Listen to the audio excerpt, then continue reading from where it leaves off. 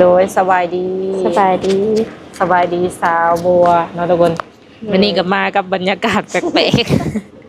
ๆ เป็นครั้งแรกที่ว่ามาถ่ายทำอยู่สถานที่แบบนี้เนาะ โดยเป็นอะไรคือว่ามาแถวนี้มื้อนี้ กามาเวียก อืมมาเวียกแถวนี้เนาะ โดย มากับไผมื้อนี้ มาผู้เดียว ป้าเก่งอีหลีเนาะ โดย ขี่รถยังมา รถจักรนั่นเอง เออเก่งเก่งมาคนเดียวแบบว่าซ้ายเดียวไปเลย โดยเพราะว่าสายเดียวตลอดนะ ลูกสาวบ่อยากมานำบ่แบบเฮามาแถวในเมืองแบบ บอแต่ว่าช่วงนั้นถ้าเปิดเทอมมีหยังนะเพิ่นก็อยากได้อยากมาเลือกเกิบเลือกอีหยังอยากมาอยู่ อืมคือเวลาซื้อเครื่องซื้อของเจ้าก็ต้องได้เข้ามาทางนี้บ่ แม่น หรือว่าอยู่บ้านนี่บ่ได้มีบ่แบบว่าห้านขายชุดนักเรียนหรือหยัง บ่มีมันก็แบบลูกเฮามันเลือกบ่ได้เนาะมันแบบว่ามันเทื่อกันมันเลือกบ่ได้ แต่อยู่เซโนนี่มันเลือกได้ค่ะนะ มีตัวเลือกแหน่จังหน่อย โดย คันอยู่พุ่นก็คือท่านได้ท่านเอาเนาะ แม่ อืมเป็นเป็นอะไรหลังจากเปิดใจ หลังจากเปิดใจในรอบ1 ปีบ่ โดย หลายสิเข้า2 ปีแล้วแหละ เออ เป็นจังได๋คะมีแบบว่าคนทักเข้ามาเล่นนํอยู่บ่ ก็มี2-3 คนแต่ว่าก็หายเงียบไปแล้วก็เหลือแต่คนเดียว หายเงียบอีกแล้ว โดย อืมคนที่ว่าเขามาหานี่เพิ่นคุยดีอยู่บ่เพิ่นบ่ได้ บางคนก็แรกๆก็คุยดี พอประมาณ4-5 มื้อไปก็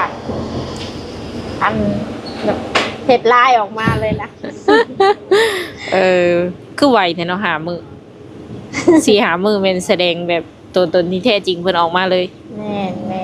อืมคือสไตล์ว่าแบบใด แต่เฮาก็เข้าใจอยู่ดอกว่าเพิ่นแบบผู้ชายเนาะเพิ่นก็แบบว่าเพิ่นก็โสดมาโดน แล้วก็เข้าใจ แต่ว่าเฮาก็จักแนวใดหันนะเฮาบ่เคยแบบนั้น โสดมาโดนเออเข้าใจได้ครับบ่ได้บ่ บ่ บ่ ทำบ่ได้ เข้าใจซื่อๆแต่คันสิให้รับในสิ่งที่เพิ่นเป็นรับบ่ได้ แม่น เฮ็ดอะไรจะบอกเพิ่นไปตรง บอกเลยบ่ได้บอกบ่ได้จังเพราะว่าเพิ่นก็น่าสิฮู้เนาะแบบเฮาสิ่งใดที่เรื่องลามกอีหยังสิเฮาบ่มักหันนะ ๆอืม ก็เลยเพิ่นขอเฮาหันนะเฮาก็เลยบล็อกไปเลย รู้สึกว่าเจ้าคือพ่อแต่แบบว่าสไตล์โรคจิตเนาะ แม่น เป็นอะไรแบบว่าดึงดูดแฮงบ่ จักเด้เพิ่นก็บ่ฮู้ เพิ่นมีแบบ คือว่าเพิ่นเห็นหวยอวบอัน บ่รู้แนวใด คือแบบว่าสไตล์ที่จริงนี่เวลาถ่ายคลิปเพิ่นสิมักถ่ายแบบว่าปกปิดขนาดอะไรแบบใส่เสื้อใส่หยังแบบปกปิดแฮง โดย เออ คันแบบป้าคันไปใส่เสื้อใส่ดอกใส่เดี่ยวหรือว่าใส่เสื้อยืดแขนสั้นธรรมดาแห้งสิกระเต็กนะเขา เออ เดี๋ยวที่นี่เลยเพิ่นแบบเพิ่นต้องการเนาะเลยเฮาก็เลยแบบรู้สึกบ่ดี แม่ ก็บล็อกไปเลย แม่ อืม คือเพิ่นแชทเอาบ่นะหรือว่าโทรเว้าเอาจับเจือ โทร อืมเฮ็ดอะไรว่างแล้วก็บล็อกทันที ก็บอกว่า เดี๋ยวไปอาบน้ำกันเด้อคนติดธุระเดี๋ยวสิโทรหากันเลยบล็อกเลย ข่อยว่าเพิ่นต้องเห็นคลิปนี้เนาะ เลย เพิ่นต้องเห็นคลิปที่ว่าเฮาสัมภาษณ์เนาะแล้วคันสมมุติว่าเพิ่นค้างคาใจว่าเป็นหยังคือบอกเพิ่นเจ้ามีหยังอยากบอกเพิ่นบ่ นะ สมมุติเพิ่นค้างคาใจ เพิ่นก็น่าสิฮู้หั่นนะเพิ่น อ๋อ เพิ่นฮู้ตัวเพิ่นดีอยู่แล้วเฮาบ่อันนั้นเฮาก็สิบ่เว้าดอก เนาะ โดย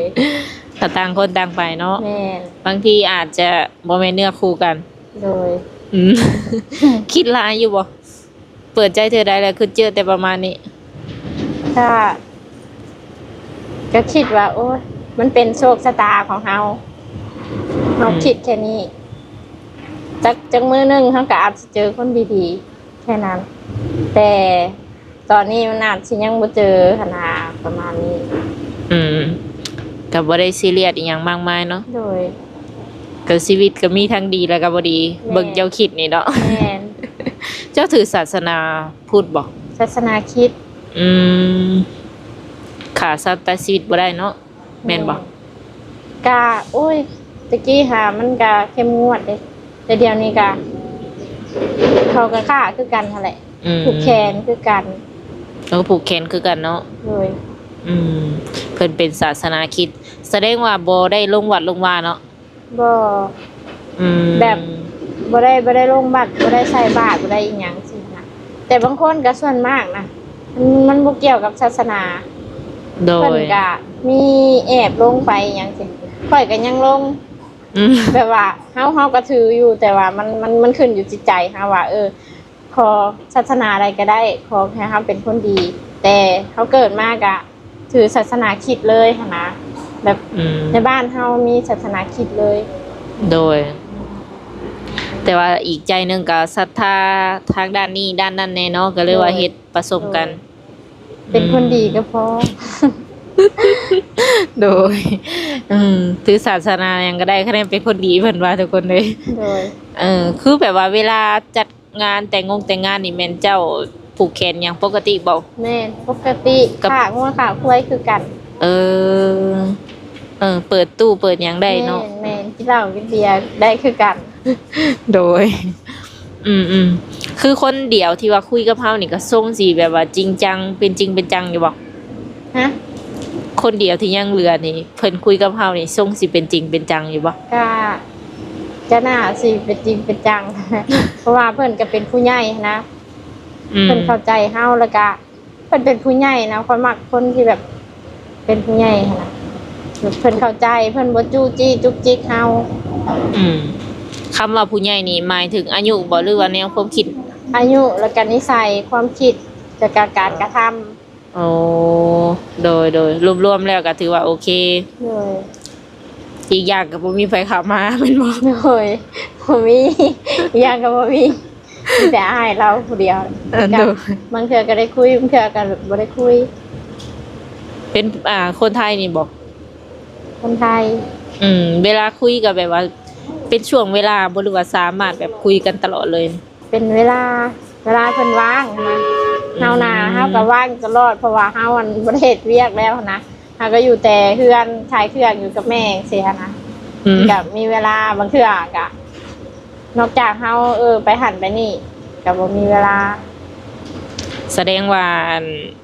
เฮานี่จะมีเวลาหลายกว่าอ้ายเพิ่น โดย สามารถแบบตอบแชทได้เกือบว่าทุกเวลา โดย อืมความรู้สึกเป็นอะไรสแบบว่ามีเพิ่นเข้ามาคุยพอได้แบบว่ามีโมมีครู ก็พอได้แบบก็ดีขึ้นมาเนาะ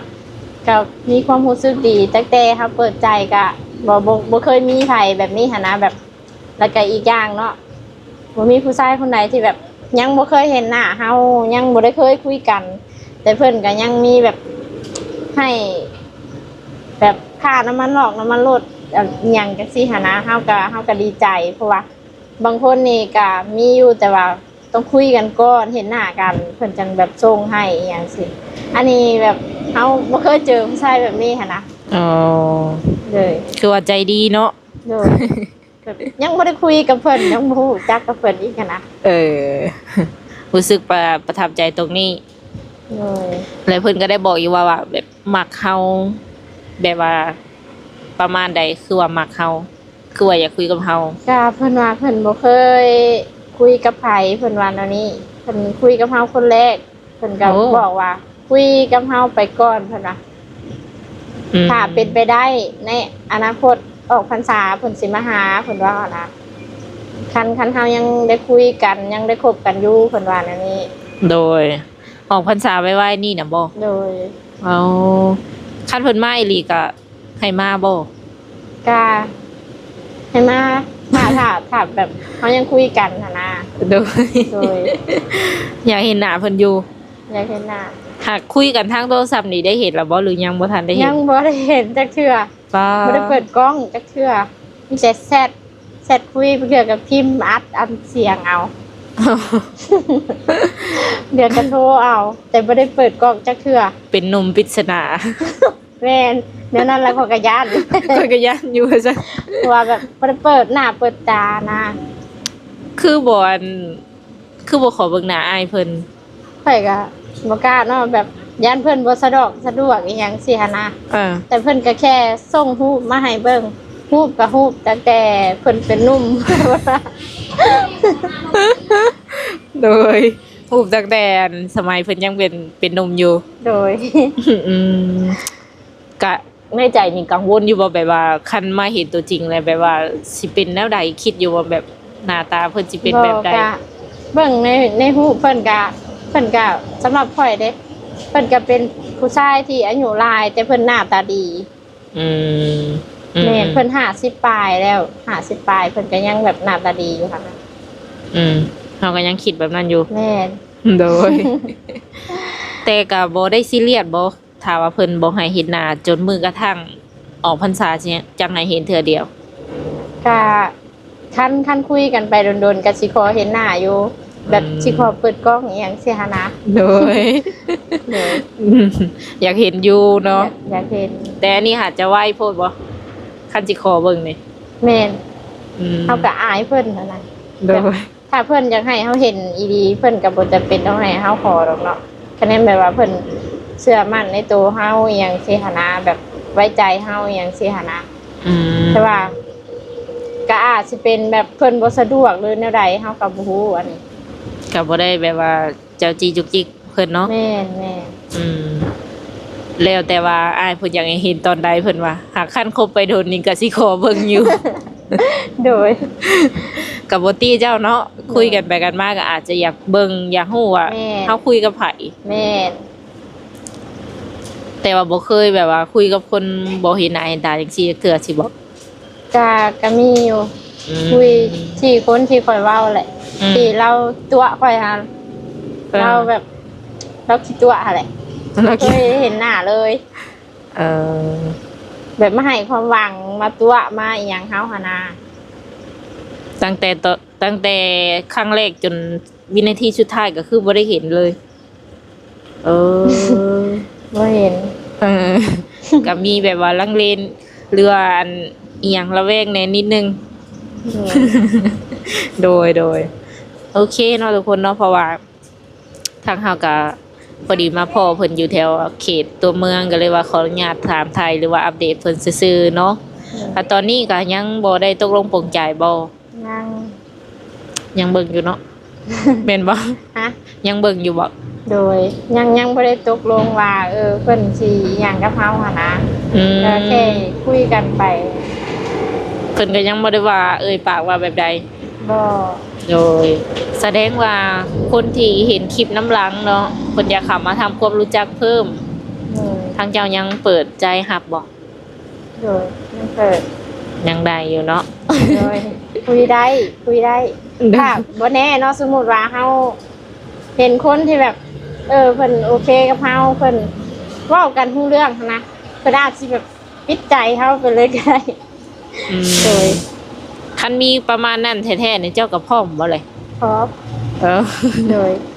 ยังมีคู่แล้วเนาะ แม่ อายุเริ่มหลายแล้วแม่นบ่ โดย โอเคจ้ะทุกคนเลย ประมาณนี้แหละชีวิตสาวโสดไปมาทางไหนก็ไปคนเดียวเนาะ โดย นั่นไหนก็เดินทางปลอดภัยเด้อ โดย โดนบ่สมมุติว่ากลับไปนี่ ประมาณจักชั่วโมง ครึ่งชั่วโมง ถือว่าสุดยอดได้ ครึ่งชั่วโมง เป็นคนขับรถไวอยู่แล้วแม่นบ่ ก็ไว้อยู่หน่อยหนึง จากนี่ไปบ้านเพิ่นครึ่งชั่วโมงถือว่าสุดยอดเนาะไวพอสมควร โดย โอเคสำหรับคลิปนี้ทางสามเปียงจะได้ขอตัวเจอไว้ก่อนมื้อหน้ามื้อในพอกันใหม่เนาะสบายดี สบายดี